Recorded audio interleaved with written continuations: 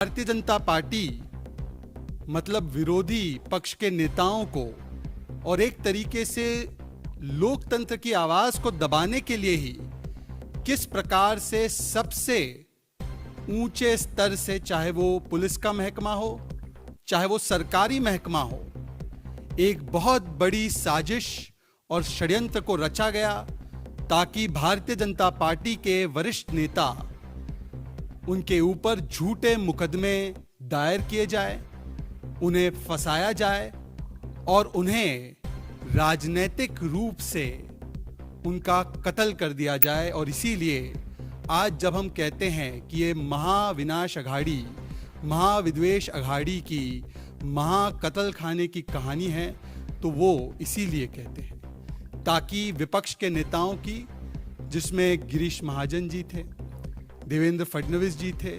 सुधीर मुनगंटीवार जी थे और बहुत सारे भारतीय जनता पार्टी के नेता, हमारे महाराष्ट्र के भारतीय जनता पार्टी के अध्यक्ष चंद्रकांत पाटिल और अन्य नेताओं के खिलाफ किस प्रकार से साजिशें रची गई। ये 125 घंटे की जो फुटेज है, इसको क्योंकि वहां पर विधानसभा अभी चल रही है, तो एक जिम्मेदार पक्ष होने के नाते महाराष्ट्र के यशस्वी पूर्व मुख्यमंत्री और अभी हमारे भारतीय जनता पार्टी के नेता प्रतिपक्ष ने, देवेंद्र फडणवीस जी ने इस पूरे मामले को कल विधानसभा में 1 घंटे तक उठाया है। सिलसिलेवार तरीके से, बिंदुवार तरीके से एक एक बात को प्रमाण के साथ रखा है और इस सारे सबूत को, जिसे मैं आपको कुछ देर में पढ़कर सुनाऊंगा और आप चौंक जाएंगे जब आप सुनेंगे इसमें किस प्रकार की बातें की गई है। और ये सारा वीडियो पर है, आप चौंक जाएंगे, आपके रोंगटे खड़े हो जाएंगे। इस सारी चीजों को, इस 125 घंटे के वीडियो फुटेज को, अलग अलग पेन ड्राइव को देवेंद्र फडणवीस जी ने महाराष्ट्र विधानसभा के अध्यक्ष के पास सुपुर्द कर दिया है और फिर उसकी एक कॉपी महाराष्ट्र के गृह मंत्री को भी दे दी है। मैं आपको बताना चाहता हूं, आपको डिटेल में पढ़कर सुनाऊं उससे पहले, कि इसमें क्या क्या निकल कर आया है। ये जो 125 घंटे की फुटेज है, ये क्योंकि मराठी में है और मराठी भाषा में ये सारी रिकॉर्डिंग हुई है, और जो व्यक्ति है, जो इसके मुख्य किरदार है, जिनका नाम है प्रवीण पंडित चौहान, ये बहुत अहम नाम है, इसको दर्ज करके रख दीजिए। प्रवीण पंडित चौहान ये महाराष्ट्र में स्पेशल पब्लिक प्रोसिक्यूटर, विशेष सरकारी वकील है। और किस प्रकार से ये स्पेशल पब्लिक प्रोसिक्यूटर